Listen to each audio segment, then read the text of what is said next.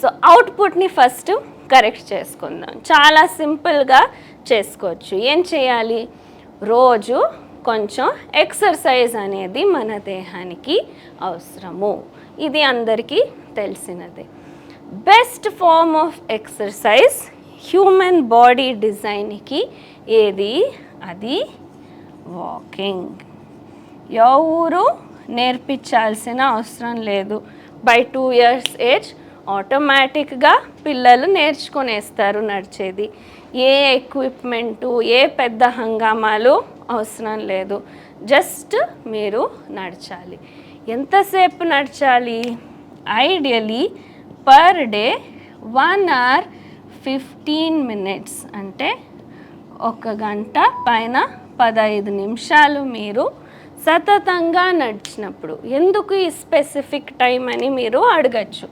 So మన దేహంలో 5 లీటర్లు బ్లడ్ ఉంది, రక్తం ఉంటుంది. 1 లీటర్ రక్తంలో ఉన్న గ్లూకోజ్ని కాల్చేదానికి 15 నిమిషాలు నడచాలి. సో మొత్తం 5 లీటర్లో ఉన్న రక్తంలో ఉన్న గ్లూకోజ్ని కాల్చాలంటే 1 hour 15 minutes నడిచినప్పుడు ఏమవుతుంది?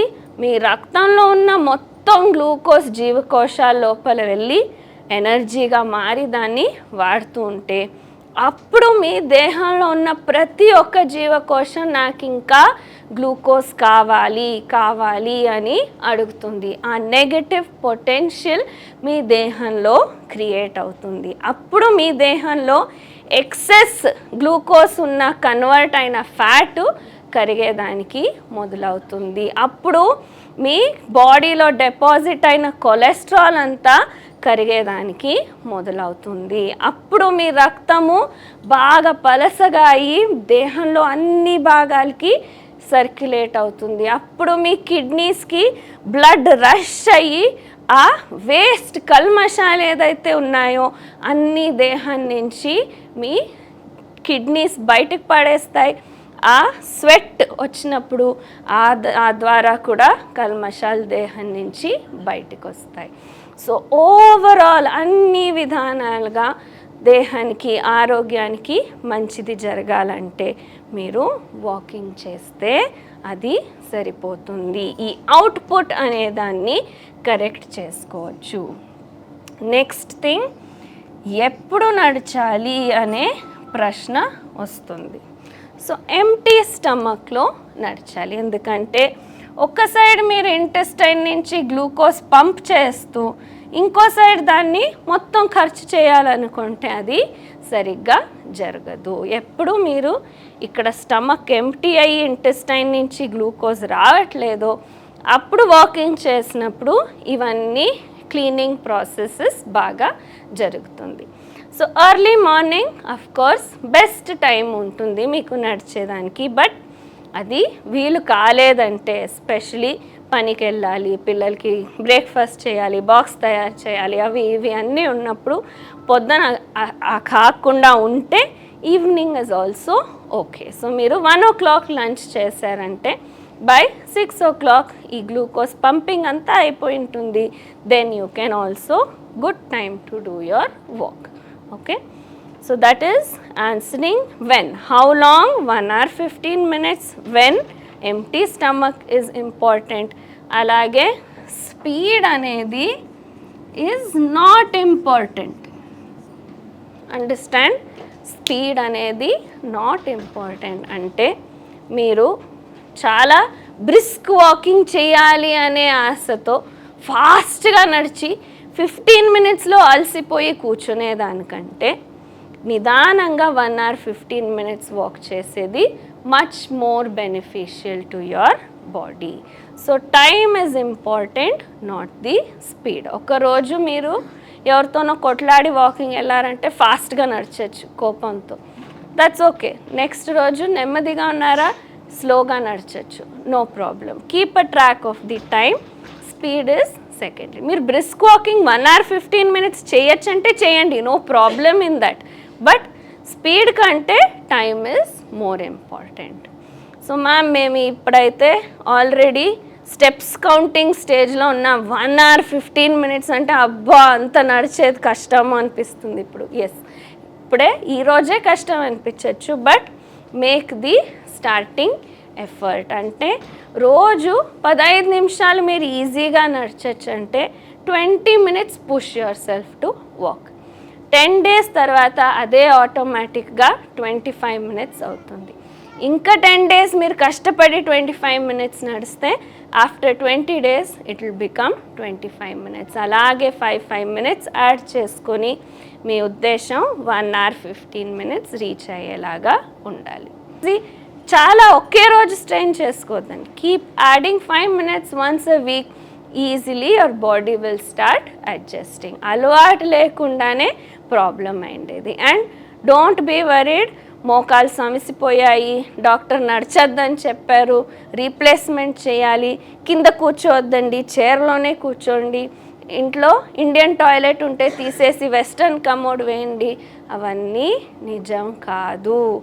ఆ ఫార్మస్యూటికల్ ఇండస్ట్రీ మీకు కాల్షియం ట్యాబ్లెట్స్ అమ్మేదానికి ఇవి అవి చేసేదానికి చెప్తున్న రాంగ్ సైంటిఫిక్ మిత్స్ అని పిలుస్తాం. So just comparison, 60 years back 18 kilometers నడుస్తూ నిన్న వాళ్ళు 90 years అయినా ఇండియన్ టాయిలెటే వాడుతూ నిన్నారు, కింద కూర్చుంటూ నిన్నారు. ఇప్పుడు 40 yearsకి మాకు చైర్ అవసరం అంటే ఏమి?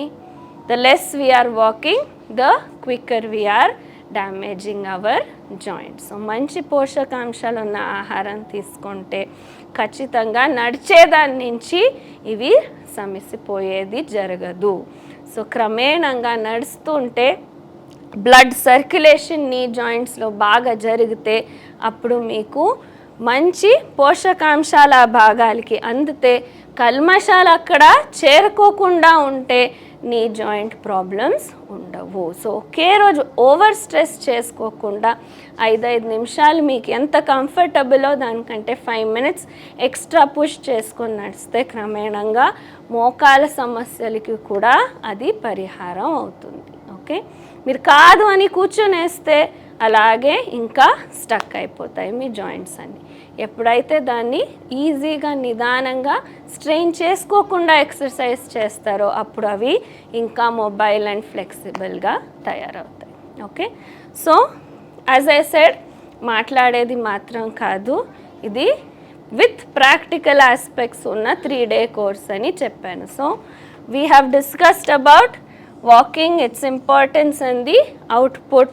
సో నెక్స్ట్ మా షెడ్యూల్లో ఏమి ఇంపార్టెంట్, ఇప్పుడు వాకింగ్ చేసేది. ఎవరికి అవుతుందో వాళ్ళు 1 hour కంప్లీట్ వాక్ చేస్తాము. ఎవరికి కాదనిపిస్తుందో అందరూ విల్ స్టార్ట్ టుగెదర్, ఎంత అవుతుందో అంత వెళ్ళి వెనక్కి వచ్చేయండి ఎవరికి కావట్లేదో. ఆఫ్టర్ వాకింగ్ ఇంకా ప్రాణాయామం క్లాస్ ఉంటుంది. దాని తర్వాత ఎర్లీ డిన్నర్ తర్వాత కొంచెం తిన్న వెంటనే పడుకోవద్దండి, అటు ఇటు తిరిగి. సో ఆఫ్టర్ ఈటింగ్ ఏం మీరు వాక్ చేస్తారో దాన్ని ఏమంటారు, స్ట్రాల్ అని పిలుస్తారు. అది డైజెషన్ ఈజీ అయ్యేదానికి, అంటే స్టమక్ నుంచి కిందకి ఇంటెస్టైన్స్కి ఫుడ్ని పంపించేదానికి చేసే కొంచెం అటు ఇటు తిరిగేది. అది ఎక్సర్సైజ్ కాదు, అది స్ట్రాల్ అని పిలుస్తారు. సో తిన్న తర్వాత కొంచెం అటు ఇటు, బాగా ప్రదేశం చాలా పెద్దగా ఉంది, నైస్ గ్రీనరీ, ఓపెన్ ఎయిర్, మంచి ఆక్సిజన్ దొరుకుతుంది, తిరిగి తొందరగా పడుకోండి. నాకు తెలుసు మీ రూమ్లో టీవీ ఉంది, వైఫై ఉంది, ఫోన్లో అన్నీ మీ సీరియల్స్ వస్తాయని దాన్ని చూసి లేట్గా పడుకోవద్దండి. We're here to make a fresh start to a healthy routine. So sleep early, రేపు పొద్దున తొందరగా స్టార్ట్ అవుతుంది, your day will start early and we have a long day ahead. రేపు మల్టిపుల్ థియరీ సెషన్స్ ఉంటాయి. మీరు లేట్గా పడుకొని తొందరగా లేచి వస్తారు యోగా క్లాస్కి, మళ్ళీ క్లాస్లో నిద్రపోతుంటారు. సో అది కాకూడదంటే గెట్ గుడ్ రెస్ట్. కొందరు దూరం నుంచి ట్రావెల్ చేసి వచ్చిన వాళ్ళు కూడా అన్నారు. So get some good rest and we'll restart tomorrow. Will first start with the input. ఏ పదార్థాలు ఏ రకంగా మా గ్లూకోజ్ని దేహంలో ఇంబ్యాలెన్స్ చేస్తుంది, అలాగే అవి కాకుండా ఏం తింటే గ్లూకోజ్ ఇంబ్యాలెన్స్ లేకుండా ఉంటుంది దేహంలో అనేది first topic of discussion tomorrow. So దాని తర్వాత we will discuss about microbial imbalance and as I said కొన్ని ఆరోగ్యానికి పూరకంగా ఉన్న అలవాట్లు ఏవైతే మేము మర్చిపోతూ వచ్చామో దాని గురించి డిస్కస్ చేసి last we will discuss about hormone imbalance. Insulin resistance అంటే మీరు చెప్పింది ఇన్సులిన్ రెసిస్టెన్స్ అని ఇప్పుడు అందరూ చెప్తున్నారు. రెసిస్టెన్స్ దేనికి? Insulin resistance. So insulin resistance అంటే ఇన్సులిన్ ఉన్నా కూడా ఈ సెల్స్లో రిసెప్టర్స్ ఉంటాయి. అంటే ఇప్పుడు కీ ఉందంటే కీని వేసేదానికి ఆ హోల్ ఉండాలి. ఆ హోలే లేకుండా ఈ సెల్స్లో ఆ ఇన్సులిన్ రిసెప్టర్స్ పనిచేయట్లేదు. సో ఇన్సులిన్ ఉంది, గ్లూకోజ్ ఉంది, కానీ ఈ సెల్ దాన్ని లోపలికి తీసుకునేదానికి ఆ కీ ఉన్నా కూడా కీ హోల్ బ్లాక్ అయిపోయినట్టు. ఫ్యాట్ ఒక్కటే కాదు, చాలా కారణాలకి ఆ cells become non receptive to insulin. దాన్ని ఇన్సులిన్ రెసిస్టెన్స్ అంటారు. ఒబేసిటీ దానికి ఒక కారణం అవుతుంది. సో ఎప్పుడు మీ దేహంలో గ్లూకోజ్ ఎప్పుడూ ఎక్కువ ఉన్నప్పుడు దేహం దానికి న్యూట్రల్ అయిపోతుంది, అంటే రికగ్నైజ్ చేయదు. ఇప్పుడు ఎక్కువ ఉంది, నేను లోపలికి పీల్చుకోవాలి, దాన్ని కాల్చాలి అనే ఆ మెకానిజం బంద్ అయిపోతుంది. దాన్ని రెసిస్టెన్స్ అంటారు.